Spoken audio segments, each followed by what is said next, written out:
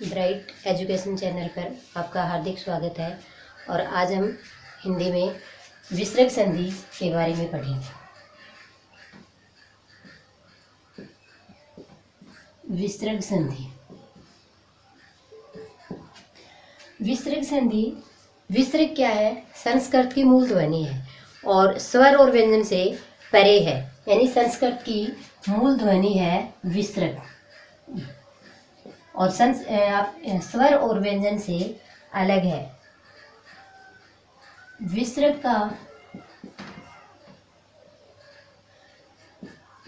का स्वर विसर्ग से या स्वर व्यंजन से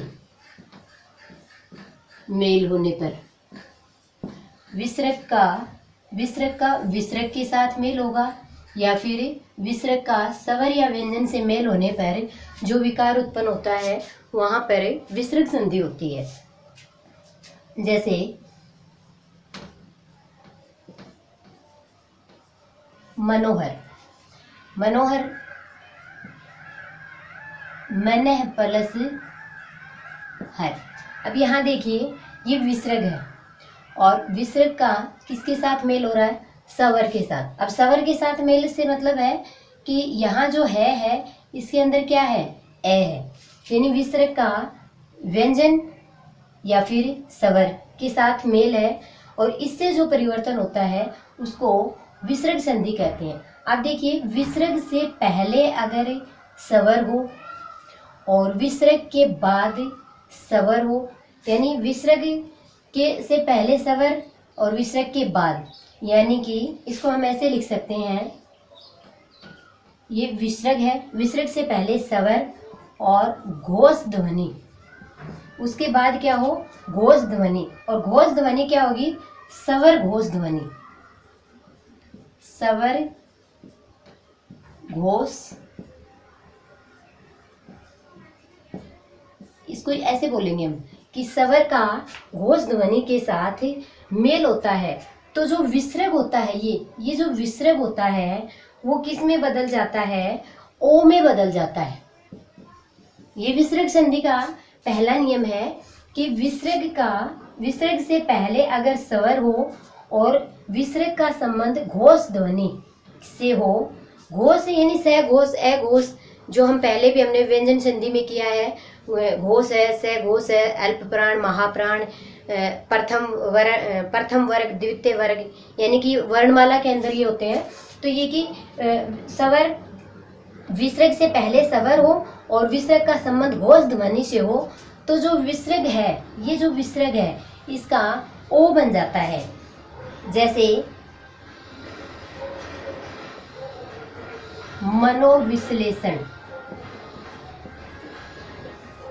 मनोविश्लेषण, अब इसका जब हम संधि विच्छेद करेंगे तो मनः प्लस विश्लेषण,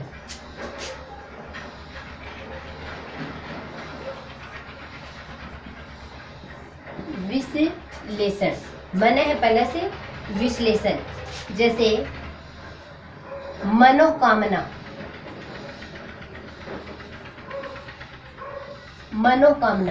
इसका हो जाएगा मनः प्लस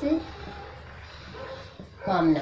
अब देखिए, यहाँ पे जो ये मनोकामना शब्द है, ये व्याकरण की दृष्टि से मनोकामना शब्द है वो अशुद्ध माना जाता है। मनोकामना शब्द ऐसे नहीं लिखा जाता, इस तरह से लिखा जाता है, मनोकामना। अब आप सोच रहे होंगे कि हम तो इसको इसी तरह से देखते हैं, मनोकामना इस तरह से लिखा हुआ कहीं नहीं देखते, क्योंकि ये जो शब्द है ये बहुप्रचलित शब्द है और इसलिए हम इसको इस रूप में लिखा देखते हैं। लेकिन व्याकरणिक दृष्टि से मनोकामना जो शब्द है वो इस तरह से ये शब्द शुद्ध माना जाता है। लेकिन अब हम इसका प्रयोग संधि विच्छेद में करते हैं, मनः प्लस कामना। आगे देखिएगा, मनो अनुकूल,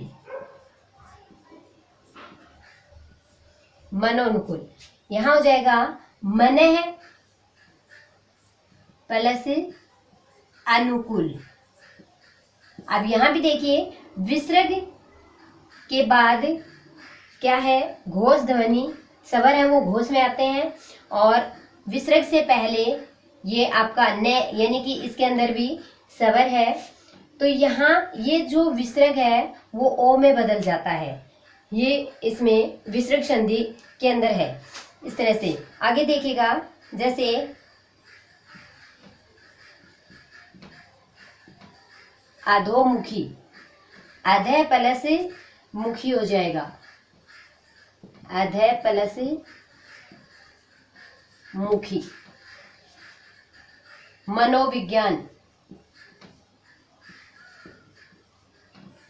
मनः प्लस विज्ञान। मनोहर, मनोहर हो गया। आगे देखिए बहिर्मुखी,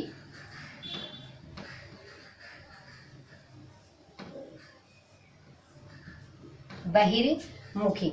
अब यहाँ पे ये जो रे है ये विसर्ग में बदल जाएगा,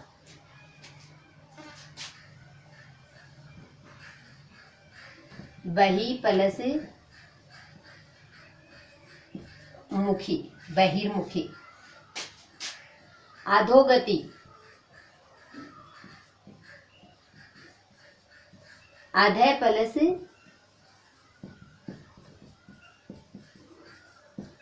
प्लस गति हो जाएगा।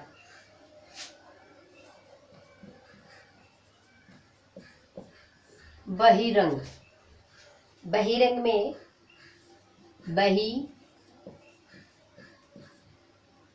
अब देखिए बहिरंग जैसा लिखा वैसे इसका संधि विच्छेद होएगा, बस इसमें बही प्लस, बही के आगे विसर्ग लगाना, बही प्लस रंग होगा, बही रंग। मनस्ताप, अब देखिए मनस्ताप, अब इसको हम बोलते हैं मनस्ताप। तो मन जब बोलते हैं तो बोलने ध्वनि से ही हम इसका संधि विच्छेद पता कर सकते हैं, जैसे मन प्लस ताप, यानी कि ये जो स है ये विसर्ग में बदल जाएगा। इसी तरह नमस्ते, नमस्कार,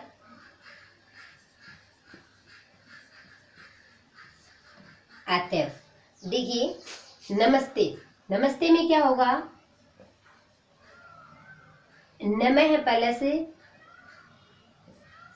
ते, नमस्कार में हो जाएगा नमः प्लस कार। अतएव के अंदर क्या होगा, अतः प्लस एव, अतएव। जैसे हम ये लिखते हैं ना दुख, अब दुख ऐसे लिखा जाता है, लेकिन हम ऐसे भी लिखते हैं क्योंकि ये प्रचलित शब्द हो गया, बहुप्रचलित शब्द हो गया, लेकिन शुद्ध तो यही है। व्याकरणिक दृष्टि से दुख ये इस तरह से लिखा जाता है, ठीक।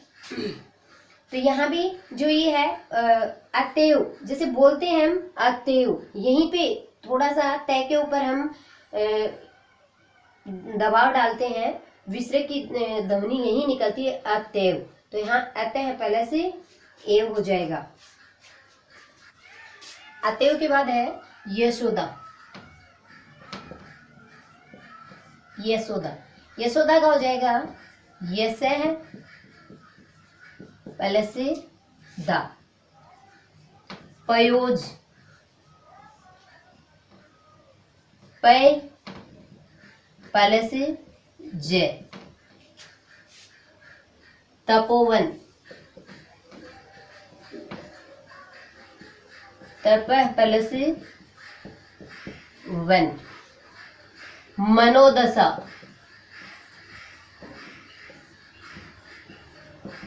मन प्लस दशा। आयुर्वेद, आयु प्लस वेद, यानी रे का विसर्ग हो गया, यहाँ ओ का विसर्ग होता है, यहाँ पर ओ का विसर्ग हुआ है, यहाँ पे रे है वो विसर्ग में बदल गया। इसी तरह आगे आशीर्वाद,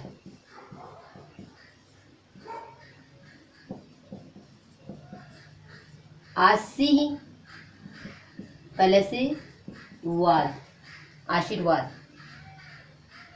प्रादुर्भाव,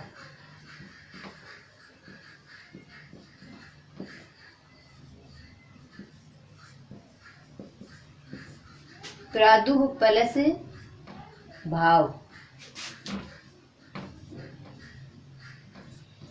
प्रादु प्लस भाव, प्रादुर्भाव। मनस्ताप,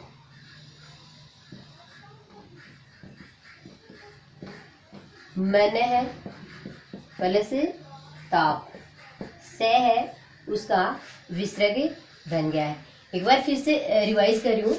विसर्ग क्या है? विसर्ग संस्कृत की मूल ध्वनि है और विसर्ग के साथ या हम ये कहें विसर्ग का स्वर या व्यंजन के साथ मेल होने पर जो विकार उत्पन्न होता है वहां पर विसर्ग संधि होती है।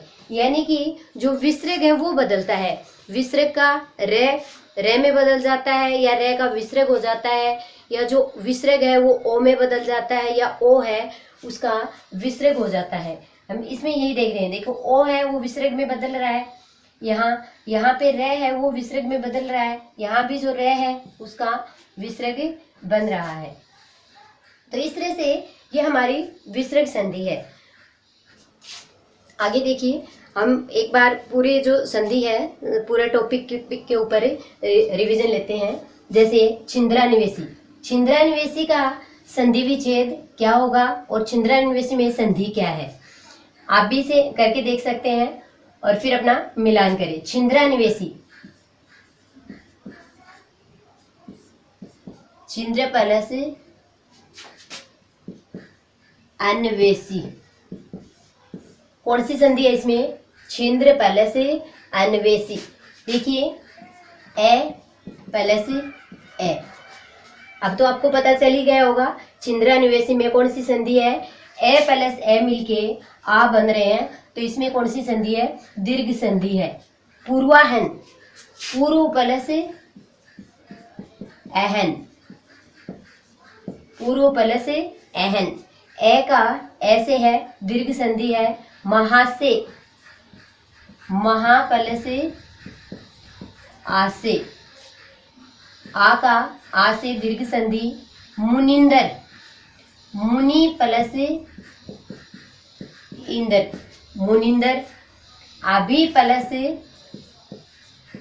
इप्सा, अभी प्लस इप्सा, अभिप्सा यानी इच्छा। परि प्लस इक्षक, परि प्लस इक्षक, परीक्षक। स्वेच्छा, सव प्लस इच्छा। अब देखिए यहाँ सव प्लस इच्छा, ए के बाद ई है और ए के बाद ई आएगा। देखिए यहाँ तक तो आपका दीर्घ संधि था, ई प्लस ई है तो ये बड़ी ई हो जाएगी। यहाँ पे देखिए ए के बाद ई है तो यहाँ कौन सी संधि होगी?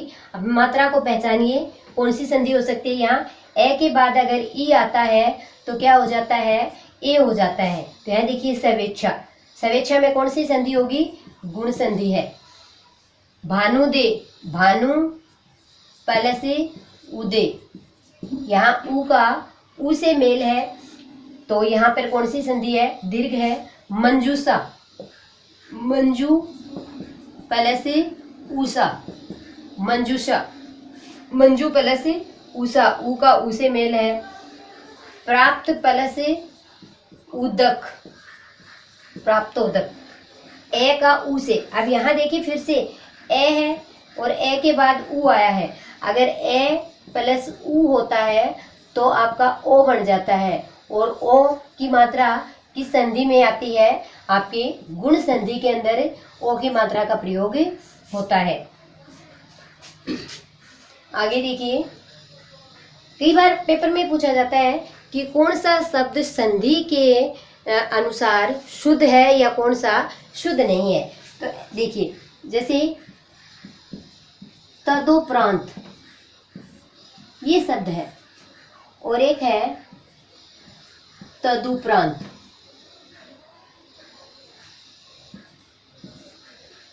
तदुपरांत। अब संधि की दृष्टि से कौन सा शब्द इसमें शुद्ध है और कौन सा अशुद्ध है? तो यहाँ क्या हो जाएगा, शुद्ध कौन सा है, तदुपरांत नहीं होता है, क्या होता है, तदुपरांत होता है, तदुपरांत। इसी तरह इसका क्या हो जाएगा, तद प्लस उपरांत हो जाएगा। इसी तरह से देखिए सदुपयोग, सदुपयोग या सदुपयोग, सदुपयोग।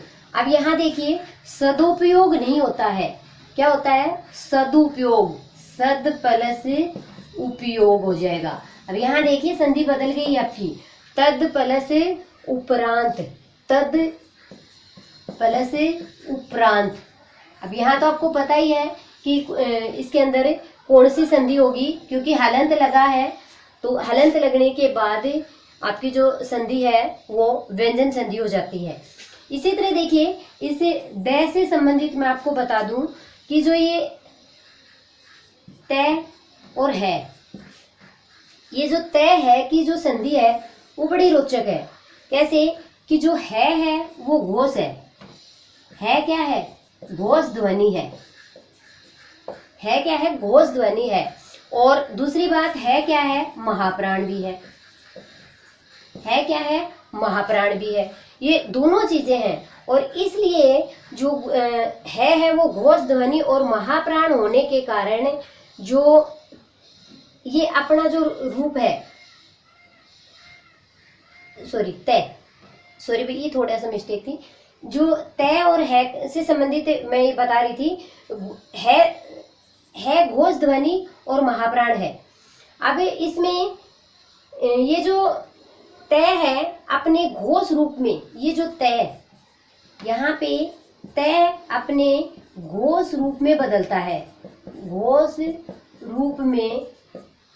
अब तय का जो घोष रूप है वो क्या होगा, द होता है। तय का घोष रूप क्या होता है, द होता है और द में बदल जाता है। और इससे संबंधित जो नियम है वो देखिए, पद्धति, उद्धार। अब देखो आप थोड़ा कंफ्यूज हो रहे होंगे कि पद्धति में पद प्लस हति। अब ये कई बार हम यहाँ पे ये भी देखते हैं कि पत प्लस हति, कि जो द है वो तय में बदल जाता है और जो है वो जो है ध है वो है में बदल जाता है। यहाँ देखिए मूल तो इसका यही है, पद प्लस हति, लेकिन यहाँ ये भी होता है इसका पत प्लस हति, की द है वो तय में बदलेगा और जो ध है वो किस में बदलेगा, जो ध है वो है में बदल जाता है और जो द है वो तय में बदल जाता है। लेकिन मूल इसका पद प्लस हति होता है, तय का भी प्रयोग होता है, लेकिन ये दोनों ऑप्शन पद प्लस हति और दूसरा पद प्लस हति, ये दोनों एक साथ आपको नहीं मिलेंगे, क्योंकि व्याकरण की दृष्टि से जो ये है आपका द, जो द पद प्लस हति ये होगा। लेकिन कई बार जो कई बुक्स में हम ऐसे भी देखते हैं कि पद प्लस हति होता है, पद्धति का, उद्धार का उत प्लस हार होता है या उत प्लस हार ये होता है। तो ये दोनों आपको एक साथ नहीं मिलेंगे। आगे देखिए अभ्यर्थी, अभ्यर्थी में क्या होता है, अभि प्लस अर्थी। अब देखिए अभ्यर्थी का संधि विच्छेद तो हो गया, अभि प्लस अर्थी, ई प्लस ए। अब ई के बाद ए आया है, तो ई के बाद ए, ये कौन सी संधि है, कौन सी संधि होगी, ई के बाद ए, यानी असमान वर्ण आ गया। और दूसरी पहचान आपकी देखिए, य से पहले, य और व से पहले आधा वर्ण, यानी य से पहले आधा वर्ण है, तो कौन सी संधि है, यण संधि है। अभ्यर्थी में कौन सी संधि हो गई, यण संधि, यण संधि है अभ्यर्थी में। अत्यधिक, अति प्लस अधिक, अत्यधिक। पर्यंक, परि प्लस अंक, पर्यंक, परि प्लस अंक हो जाएगा। अध्यक्ष, आधि प्लस अक्ष अध्यक्ष। वे का हो जाएगा वी प्लस वे का वी प्लस ए वे। अब ई के बाद क्या है, असमान वर्ण है तो वी प्लस ए वे। व्यंजन का हो जाएगा वी प्लस अंजन। अब देखिए यहाँ पे ध्यान देना, व्यंजन जैसे हमने पहले किया था संधि, संधि शब्द का संधि विच्छेद हमने किया था सम प्लस धी। अब संधि में तो कौन सी संधि होगी, व्यंजन संधि होगी। यहाँ देखिए व्यंजन संधि, व्यंजन शब्द के अंदर कौन सी संधि है, वी प्लस अंजन, यानी यह से पहले आधा वर्ण है और ई के बाद ए है, असमान वर्ण है। और जहां पर ई ऊ के बाद असमान वर्ण होते हैं वहां पर आपकी यण संधि होती है। तो ये यण संधि है आपकी प्रत्यर्पण, प्रति प्लस अर्पण। अध्यापक, आधि प्लस आपक, अध्यापक। पित्रादेश, अब देखिए पित्रादेश, पितृ प्लस आदेश। अब यहां देखना, पितृ री है और आगे आ, री के ए आ के बाद अगर री होता है, ए आ के बाद अगर री होता है तो जो री है उसका क्या होता है, सॉरी, री के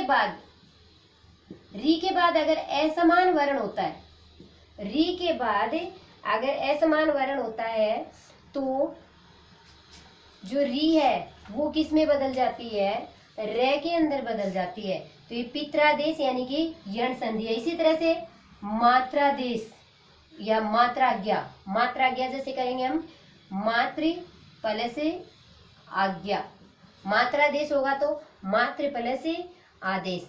आगे है नयन, नयन, नाविक, भावुक, विनायक। इनका करते हैं हम, देखिए नयन, ने प्लस अन हो जाएगा। नाविक का क्या हो जाएगा, नौ प्लस ई है तो इक, ई की मात्रा है, नौ प्लस इक। भावुक का हो जाएगा भौ प्लस इक, भावुक। और अगर भवन हो, भवन तो हो जाएगा वो प्लस अन। और यहाँ विनायक, विनय प्लस अक, विनायक। अब यहाँ कौन सी संधि चल रही है आपकी, नयन, नयन, यानी कि ए आई ओ और आउ के बाद असमान वर्ण हो, असमान वर्ण हो तो ए का आई आय आउ और आ हो जाता है। और वो कौन सी संधि होती है आपकी, अयाधि संधि, अयाधि संधि है। तो ये इनमें आपकी कौन सी संधि है, अयाधि संधि है। आगे देखिए जैसे अलंकार, सन्यासी, निरोग। इनका करते हैं। अलंकार में क्या होगा, अलम प्लस कार। अब यहाँ हलंत लगा है, अलम प्लस कार कौन सी संधि है, व्यंजन संधि है। सम सन्यासी, सम प्लस न्यासी, सन्यासी व्यंजन संधि है। निरोग, निरोग में क्या होगा, निर हलंत प्लस रोग, निरोग। यानी यहाँ जो बड़ी मात्रा है वो छोटी मात्रा में बदल जाएगी, निर प्लस रोग। कई बार हम क्या कर देते हैं कि इसमें ये होता होगा नि है प्लस रोग, लेकिन ये नहीं होता है, निर प्लस रोग होता है निरोग का। इसी तरह से नीरस, नीरस का भी क्या होगा, निर प्लस रस, नीरस। सुषमा, सुसुप्त। सुषमा का क्या हो जाएगा? सुषमा, सु प्लस समा, यानी कि सिर्फ से बदलेगा। सुसुप्त में क्या हो जाएगा? सु प्लस सुप्त, यानी षटकोण वाला जो स है वो सलेट वाले स में बदल जाएगा। जैसे अभिषेक, अभि प्लस शेक, यानी कि यहाँ पे जो स होता वो ये स था षटकोण वाला, और संधि विच्छेद करते समय हम इसको इसमें बदल देते हैं। तो ये हमारा संधि का टॉपिक समाप्त हुआ। अगर हमारा ये वीडियो आपको पसंद आया हो तो ज़्यादा से ज़्यादा लाइक और सब्सक्राइब करें। धन्यवाद।